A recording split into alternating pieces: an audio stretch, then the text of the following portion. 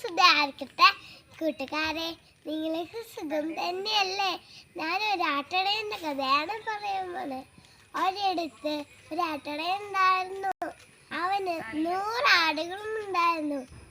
ആട്ടിടയൻ സ്വന്തം ജീവനക്കാരനെ സ്നേഹിച്ചിരുന്നു. എന്നു പെരുമ്പാത്തിൽ പച്ചപ്പുൽ മേഖലയിൽ തീറ്റിപ്പിക്കാൻ കൊണ്ടുപോയ നേരത്തെ അവർക്ക് ദാഹിക്കുമ്പോൾ അവർക്ക് കുടിക്കാൻ വേണ്ടി എന്ന് ധനാശയും കാണിച്ചു കൊടുത്തു.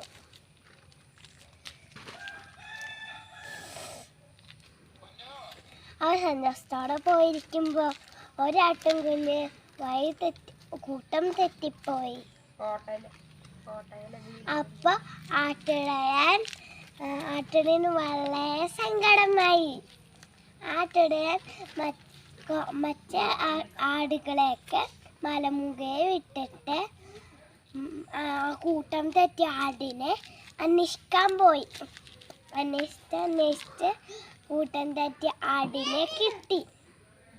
അപ്പോൾ ആ കൂട്ടം തെറ്റിയ ആടിനെ തോളെടുത്ത് പിടിച്ച് ചാടി.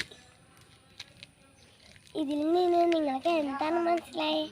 ഇതാണ് നമ്മുടെ ഈശോ. ആട്ടിടയനാണ് നമ്മുടെ ഈശോ.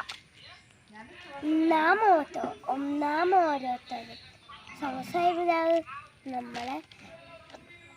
ഓരോരുത്തരും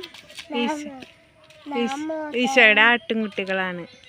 നാം ഓരോരുത്തരും ഈശോയുടെ ആട്ടുംകുട്ടികളാണ്. സ്വർഗ്ഗസ്ഥനായ പിതാവ് നമ്മളെ ഇഷ്ടപ്പെടുന്നു.